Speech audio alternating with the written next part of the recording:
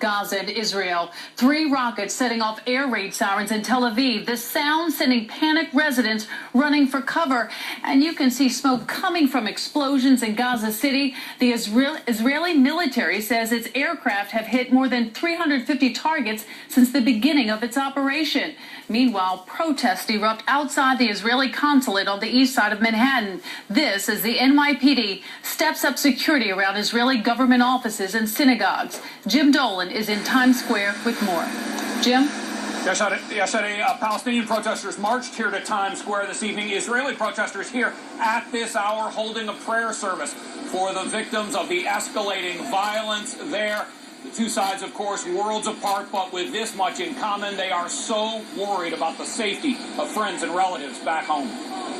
On one side of 2nd Avenue tonight, and on the other,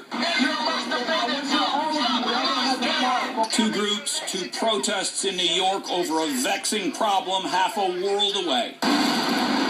Hundreds of rockets rained down on Israel today, sending people to the ground for safety. At least 3 Israelis were killed, and in Gaza, a dozen Palestinians killed by Israeli rocket fire, including an 11-month-old baby. What did my son do to die like this? His father asks, as the Israeli military prepares for an even greater offensive. Israel has made it clear that it will not tolerate rocket and missile attacks on its civilians. Israel is prepared to take whatever action is necessary to defend our people.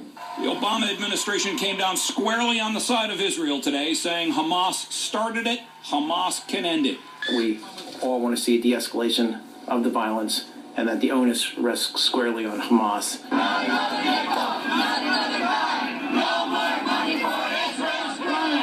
Back here in New York, people with family and friends on both sides of the divide back home worried about where this is going. It's really, truly heartbreaking what's going on there. They can't go to school, they're in bomb shelters, they're scared. This isn't just news to us. This is, people we know, this is people we really care about. Once again, Israel is committing massacres to my people, over and over again, in the eyes of the entire world, and the world is watching. So what's next? Well, some Israeli TV stations are reporting tonight that a ground war, a ground offensive, could begin as early as Friday, but the Israeli military says no decision has yet been made on that. It is daylight in Israel now. So far, no word of a ground offensive beginning. Reporting live from Times Square, Jim Dolan, Channel 7 Eyewitness.